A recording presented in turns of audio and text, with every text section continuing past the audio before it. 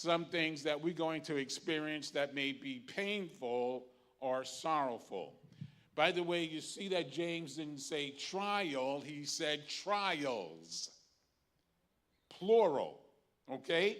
So, in the modern day vernacular, what does that mean? There are situations, circumstances, and events that are going to come upon you unexpectedly throughout your life. Hello?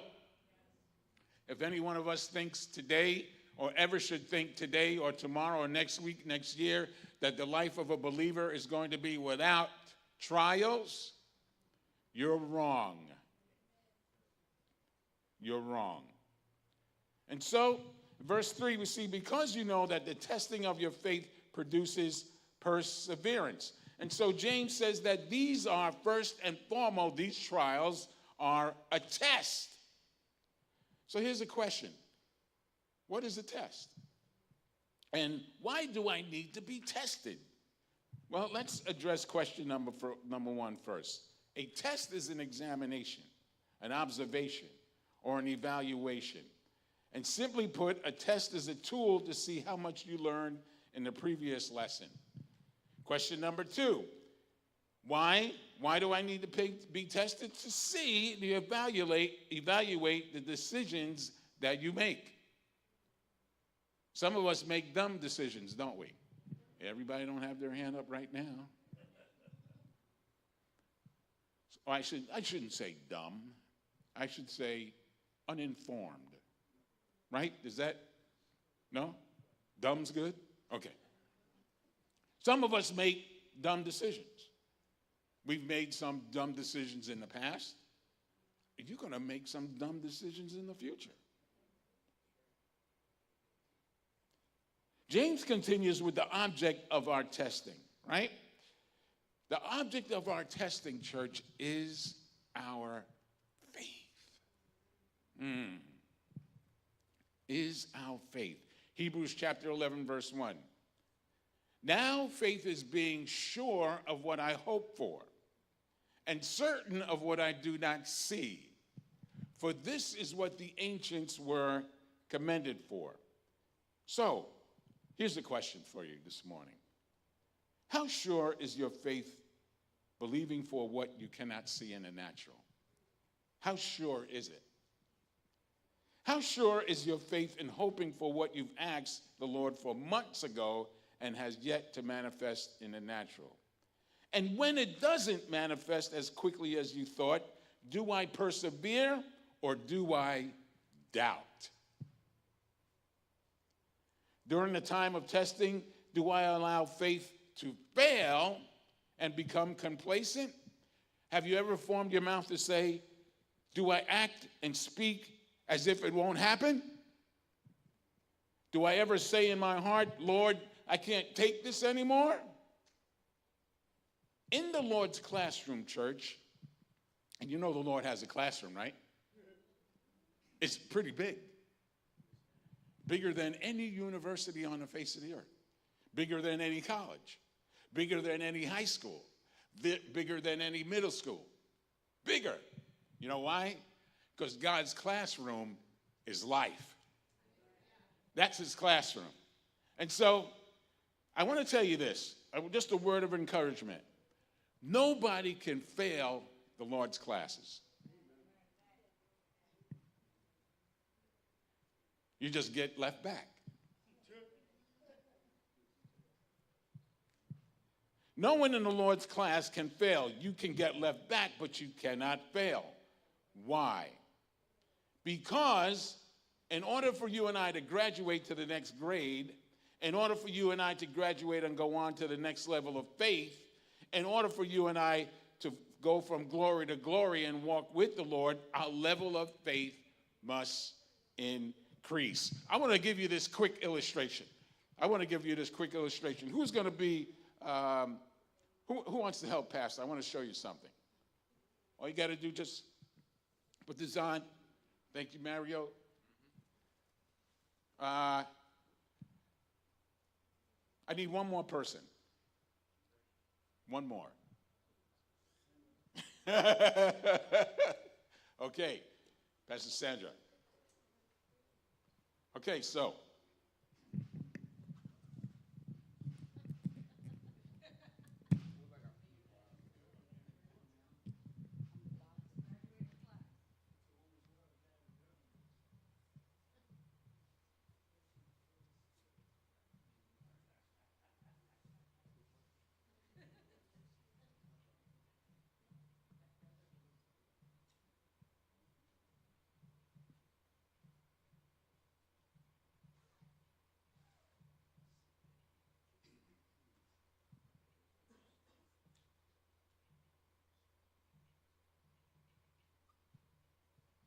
okay.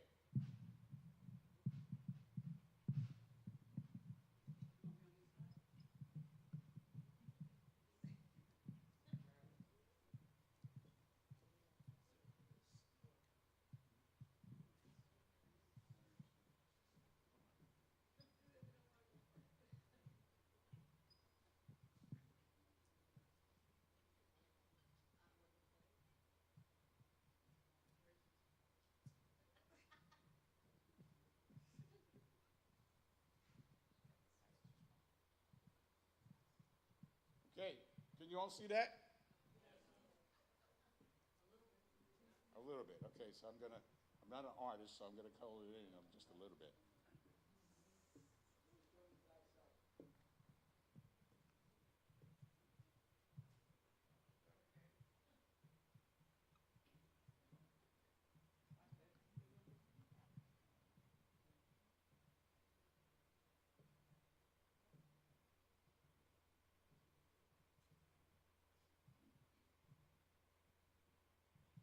Okay. So the object that Paul is saying, hold on. So the object that Paul is saying, the object that James is saying that's to be tested is our faith. Okay? Is that right? Want me to go back and read it? Faith. Can you see that? You sure? Want me to swing it a little bit? Or you got it? Okay, so faith, initially, as we're being born into God's kingdom, God's family, right? We have a certain level, let me say an elementary level, if you will, of faith. Are you hearing me? So that is those of us who have graduated from high school. That's the level that we have. We have a high school level, if you will, of faith once we are born again. Faithful is the collegiate level now, because you've lived a life of faith. Hello? So we'll call that the master's level. So Brother Will, come on over here, because he's at the master's level. Right? Faithfulness is a level that is beyond the collegiate level. This means that every day that I live, I am faithful. As a matter of fact, I don't have to think about being faithful, because now it is part of me. It lives in me, being faithfulness, right? There's no guessing about, arguing with the Lord about, well, should I do this or should I do that? You live a life of faithfulness all the time. That's the doctorate level. Pastor Sandra, come on over here.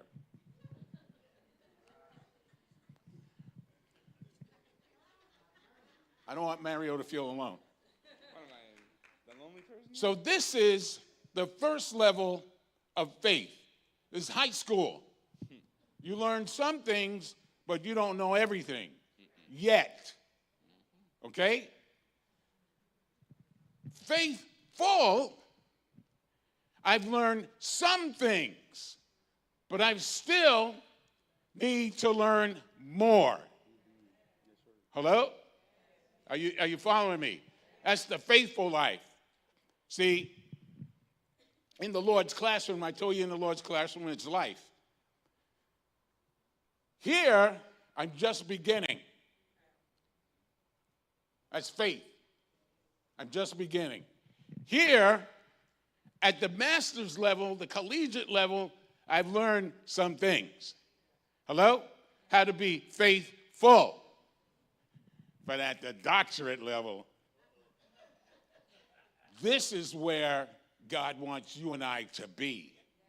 And we're not thinking about being faithful or having the same level of faith that we had when we first got saved. God wants you to be here at the doctorate level so that every waking moment that he gives you, you are faithfulness.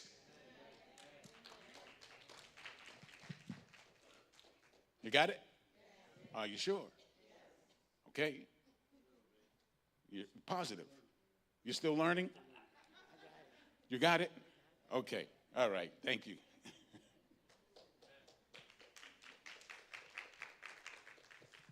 So we're in school. Always. Don't ever forget that. You're always in school. You're always learning.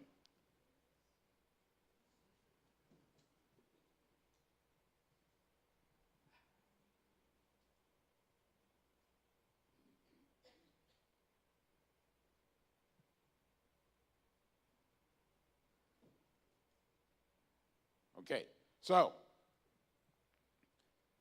again, faith, initial belief, faithful, believing and doing, faithful, faithfulness, living a life of believing and doing without giving it thought. Okay? 2 Corinthians chapter 5, you know what it says? It says this, we walk by faith and not by sight. Okay? So verse 4 of James chapter 1, let perseverance finish its work so that you may be mature and complete, not lacking anything. If any one of you lacks wisdom, he should ask God. So many times, church, we rely on past decisions that brought about favorable results. Is that right? We think, well, I did this before 20 times. Why shouldn't the 21st time be any different? Well, I'm here to tell you that that 21st time may not be the way that you want it to be because you had better results the first 20 times. We need to ask God things that we think we know, but we really don't have a clue of. I'm going to say that again. We need to ask God for things we think we know, but you really don't have a clue. God may want you to do something completely different. Completely. Yeah, but Lord, it's the same situation. No, it's not. Yeah, but I'm dealing with the same people. No, you're not.